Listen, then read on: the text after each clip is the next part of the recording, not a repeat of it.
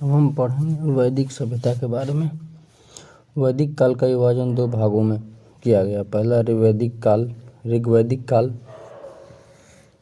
1500 से 1000 ईसा पूर्व और दूसरा उत्तर वैदिक काल 1000 ईसा पूर्व से 600 ईसा पूर्व। आर्य सर्वप्रथम पंजाब एवं अफगानिस्तान में बसे। मैक्स मूलर ने आर्यों का मूल निवास स्थान मध्य एशिया को माना। आर्यों द्वारा निर्मित सभ्यता वैदिक सभ्यता कहलाई। आर्यों द्वारा विकसित सभ्यता ग्रामीण सभ्यता थी। आर्यों की भाषा संस्कृत थी। आर्यों के प्रशासनिक इकाई आरोही क्रम से इन 5 भागों में बटा था। पहला कुल, ग्राम, विष, जन, राष्ट्र। ग्राम के मुखिया ग्रामीणी, विष का प्रधान विषपति एवं जन के शासक राजन कहलाते थे। राज्याधिकारियों में पुरोहित एवं सेनानी प्रमुख थे। वशिष्ठ रूढ़िवादी एवं विश्वामित्र उदार पुरोहित थे।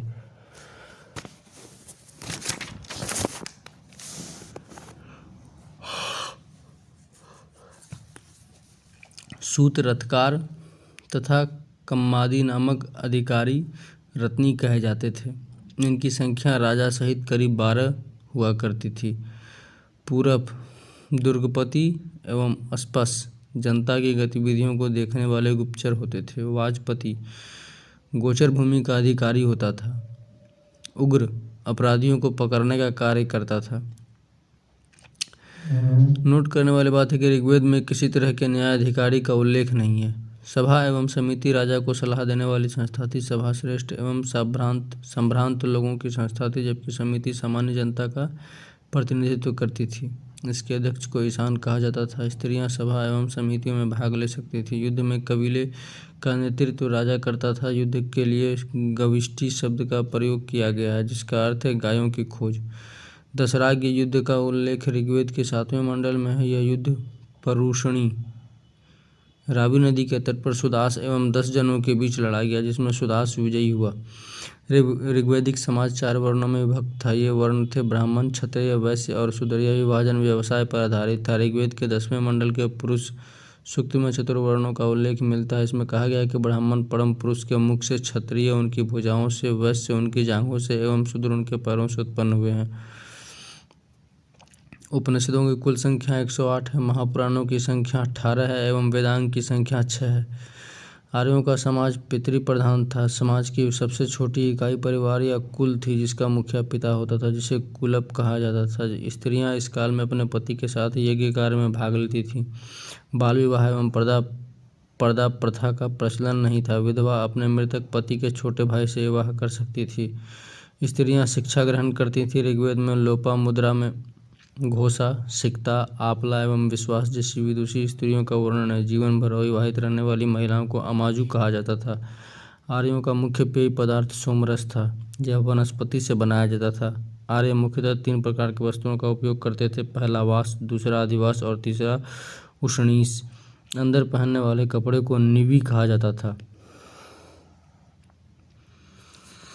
आर्यों के मनोरंजन के मुख्य साधन थे संगीत, रथ दौड़, घुड़दौड़ एवं द्यूत क्रीड़ा। आर्यों का मुख्य व्यवसाय पशुपालन एवं कृषि था। गाय को अधन्या न मारे जाने योग्य पशु की श्रेणी में रखा गया था। गाय की हत्या करने वाले या उसे घायल करने वाले के लिए वेदों में मृत्युदंड अथवा देश से निकाले की व्यवस्था की गई है। आर्यों का प्रिय पशु घोड़ा एवं सर्वाधिक प्रिय देवता इंद्र थे। आर्यों द्वारा खोजी गई धातु लोहा थी, जिसे श्याम अयस्क कहा जाता था। तांबे को लोहित अयस्क कहा जाता था। व्यापार हेतु दूर दूर तक जाने वाला व्यक्ति को पणी कहते थे। लेन देन में वस्तु विनिमय की प्रणाली प्रचलित थी। ऋण देकर ब्याज लेने वाला व्यक्ति को बैंकनोट कहा जाता था। बैंकनोट का शुद्ध हिंदी शुद्धखोर भी होता है। मनुष्य एवं देवता के बीच मध्यस्थ की भूमिका निभाने वाले देवता के रूप में अग्नि की पूजा की जाती थी। ऋग्वेद में उल्लिखित सभी नदियों में सरस्वती सबसे महत्वपूर्ण तथा पवित्र मानी जाती थी। ऋग्वेद में गंगा का 1 बार और यमुना का उल्लेख 3 बार हुआ है। इसमें सिंधु नदी का उल्लेख सर्वाधिक बार हुआ है। उत्तर वैदिक काल में इंद्र के स्थान पर प्रजापति सर्वाधिक प्रिय देवता हो गए थे।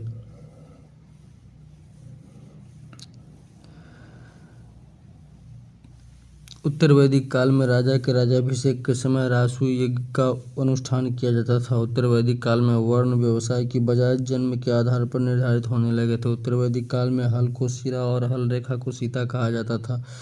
उत्तर वैदिक काल में निष्क और शतमान मुद्रा की इकाइयाँ थीं, लेकिन इस काल में किसी खास भार, आकृति और मूल्य के सिक्कों के चलन का कोई प्रमाण नहीं मिलता। सांख्य दर्शन भारत के सभी दर्शनों में सबसे प्राचीन है। इसके अनुसार मूल तत्व 25 हैं, जिनमें प्रकृति पहला तत्व है। सत्यमेव जयते मुंडकोपनिषद से लिया गया। इसी उपनिषद में यज्ञ की तुलना टूटी नाव से की गई है। गायत्री मंत्र सवित्री नामक देवता को संबोधित है, जिसका संबंध ऋग्वेद से है। लोगों को आर्य बनाने के लिए विश्वामित्र ने गायत्री मंत्र की रचना की।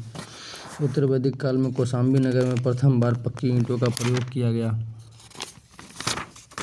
है। महाकाव्य दो हैं, महाभारत एवं रामायण। महाभारत का पुराना नाम जय संहिता है। यह विश्व का सबसे बड़ा महाकाव्य है। गोत्र नामक संस्था का जन्म उत्तर वैदिक काल में हुआ। नोट करने वाली बात है कि वेदांत दर्शन के मौलिक ग्रंथ ब्रह्मसूत्र या वेदांत सूत्र की रचना बदरायन ने की थी।